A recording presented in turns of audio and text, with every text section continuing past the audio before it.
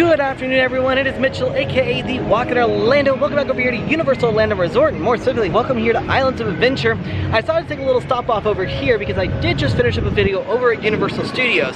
So make sure if you haven't checked that out, you check that out in the corner right here. I just talked about all the Halloween Horror Nights stuff, saw some updates, but now we're over here at Island Adventure because I want to talk to you guys about crowd levels, but also Universal's new policy on their mask. Now, Universal Orlando is not requiring that you have to wear a mask indoors. However, they're highly encouraging that everyone follow the CDC guidelines and wear their mask inside. So I want to check that out, see if they have any new masks, and also see some crowd levels. Also go take a cheeky look over at the Velocicoaster and see what the line is. Now, I am concerned because right across the way, you can see all those dark clouds. It looks like it may rain. Good chance it could rain, but you know what? Take a risk. Go check everything out.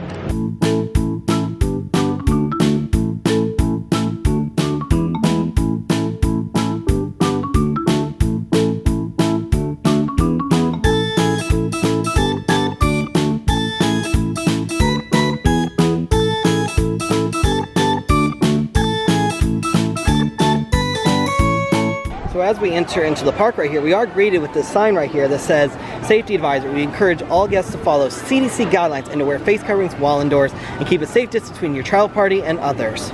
Now, this means they are not requiring you to wear the said mask, but they are highly encouraging you to follow what the CDC states. But it is something kind of interesting to note. Right before we get past the Adventure Begins sign right here, there's actually there's another little one of these little like A-frame type things.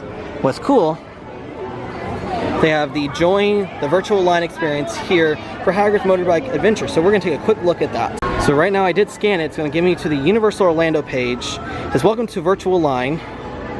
And that will show you how to activate your Virtual Line account, make a reservation, and use your account. Okay, I thought it'd be a little bit easier if I just screen record it and do it. So it says activate your Virtual Line account, click activate Virtual Line, select party size, enter your email, and create password. Click accept and log in / create to review your selections and get ready to go. So then make a reservation and click on the attraction you'd like to reserve. Click on get on and you'll be given time to go to the attraction. So we're gonna do this really quick, and then how to use a reservation when the virtual live reservation is ready. Click on your attraction, go to attractions virtual line entrance and show your attendant your cell phone. The attendant will scan your QR code and enjoy the ride. So I'm gonna make one really quick. Give me 2 seconds. So I've now created, so now I'm onto the home page here, which says activate virtual line. So activate size, so I'm gonna do 1. This is next. Click to confirm. Yep, 1. To help prevent system abuse, the usage of system restricted to people who are at the park. For this reason, we will require you to allow location service to proceed. Okay, so I will allow that on my phone. So you do have to allow location. So then confirmation. So close. So now we're gonna go look at Hagrids, but unfortunately it is delayed. So normally you can reserve the time right here. But because it looks like it's delayed, not sure if it's because of weather, it might be because of weather. Can't do it. So if it comes up later, I'll show you guys more later. But as you can see behind me with the incredible roller coaster going through the tunnel right now, if you're on any of the attractions, you're not required to wear it. So unlike how Disney's policy is, anytime you're inside you have to wear it, or while you're experiencing attractions, here at Universal, it is just strongly encouraged. So kind of a good way of telling what the wait time is gonna be, or the busyness. Dr. Doom's Fearfall is 25 minutes right now. So not horrible, but definitely not like the 10 to 15 like I would wait for this, because I've done this a few times. Also, fun fact, Dr. Doom's Fearfall actually has a single rider line. So if you're going up to the entrance right here, so like right behind me, if you go off to the left-hand side, they have a sign that says single riders wanted. So that means you can go up there and if they have like a seat of 3, where they can't fill up a seat, they will fill it with single riders just to make sure that every seat is actually filled. Now, there is no guarantee that the single rider line will be shorter, but it is a nice little convenience, nice little thing to have so they can try to fill everything. So not everything is always, looks like it's always a long super line. Well, The Amazing Adventures of Spider-Man is posting a 50-minute wait, which that sounds about normal what I thought it would be.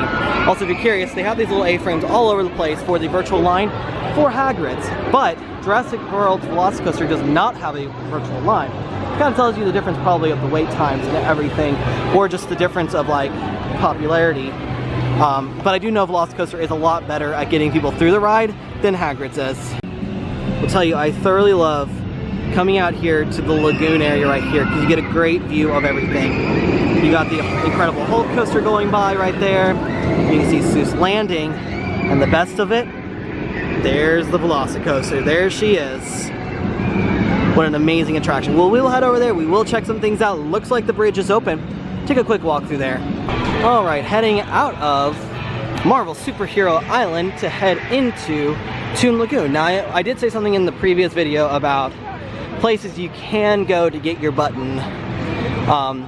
And I'm actually going to show you the shop that it's in here, which is more like a faux annual pass holder shop slash lounge. It's not a true lounge, but you get all the pass holder stuff here anyways.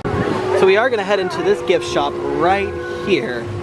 Except not know the official name, but if you are looking for the Express Pass, which is the paid front of the line service here at Universal, these are any place that you see that Express or Universal Express sold here sign, means in this shop right here. So if you go into this shop and you go up to the counter area, that's where the buttons will be.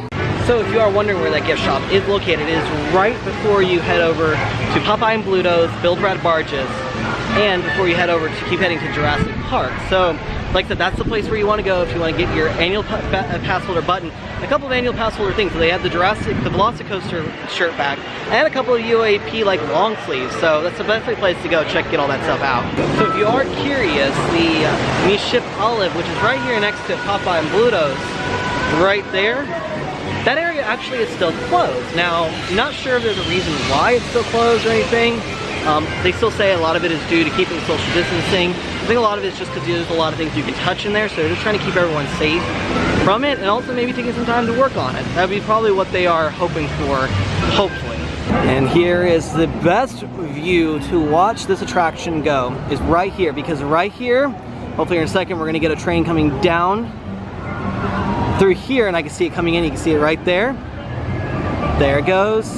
Up the top hat, gets a great ejector if you're in that front seat. You come down, to drop through the amazing foliage into the 0G stall, where you make a couple of these helixes around. See, as it goes around, this is where you carry a lot of freaking speed with this little outbank turn to give you some lateral G's. And then you come into the best section right here. Little bunny hill, Mosasaurus roll, right up into the exits. Every time I get into that section, gotta catch my breath a little. So now taking a quick walk into the Jurassic Park area, because we're gonna go down and check out the wait time for the Velocicoaster. I know I can just check it online, but I'm more interested to see what the actual wait time actually is.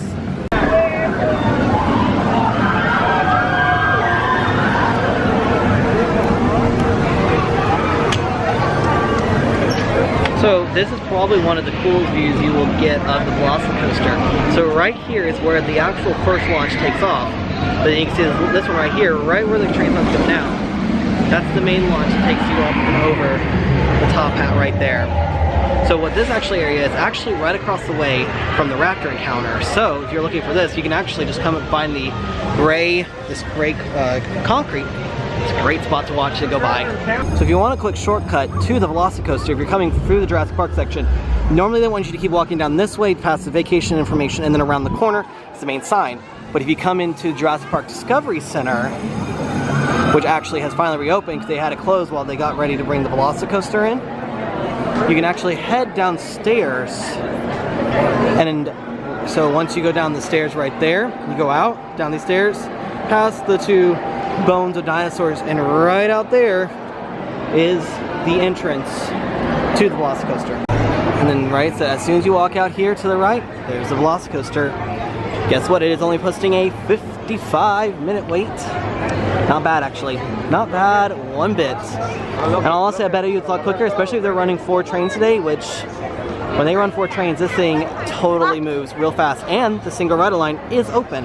Now again, the single rider line is not shorter, it's not longer, can be up to the length of the wait or even longer. That's what they say all the time. But I do love that they have this bridge open right now again, because this is the bridge that actually will take you past Hogsmeade. So I can avoid all of Hogsmeade and everything over in this area by going across this little bridge. Plus, this gets you an amazing view of the Velocicoaster as it goes by. Alright, so I was considering getting in line and waiting for it, but I just looked at the weather.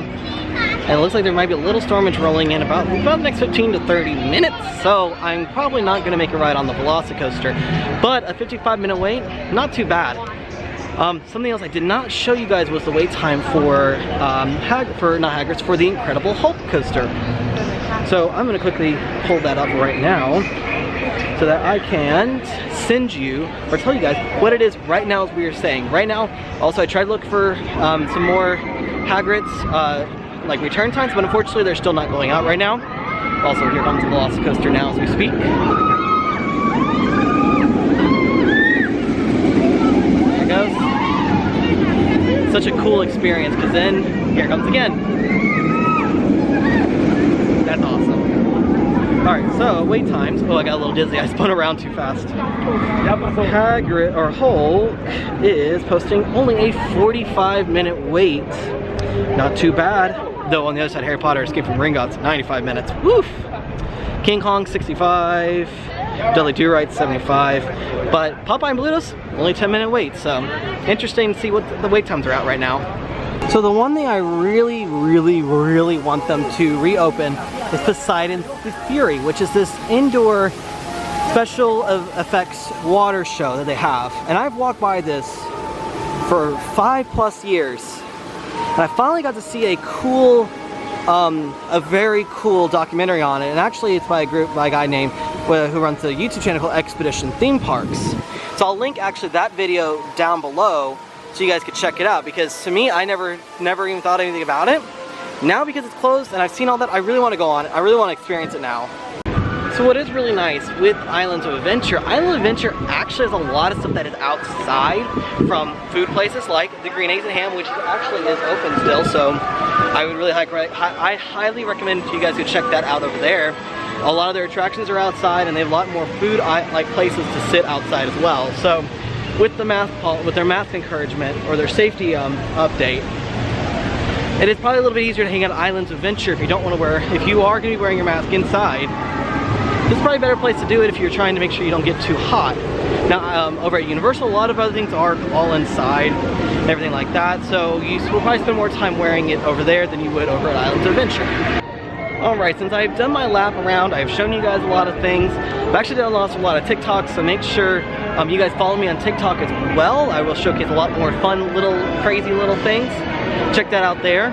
But also, make sure you guys do have fun when you guys are out here. Just enjoy it. I know the mask thing is back for a little while, but just enjoy it. The parks are reopened. Just like this time last year, we came to the parks and we had to wear a mask everywhere we went outside, no matter what we were doing. So, but just enjoy it still, y'all. It's a nice thing to have. It's a great way of escaping from reality a little bit. So with all that being said, do head out from a little hangout here at Islands of Adventure. I will see y'all next time.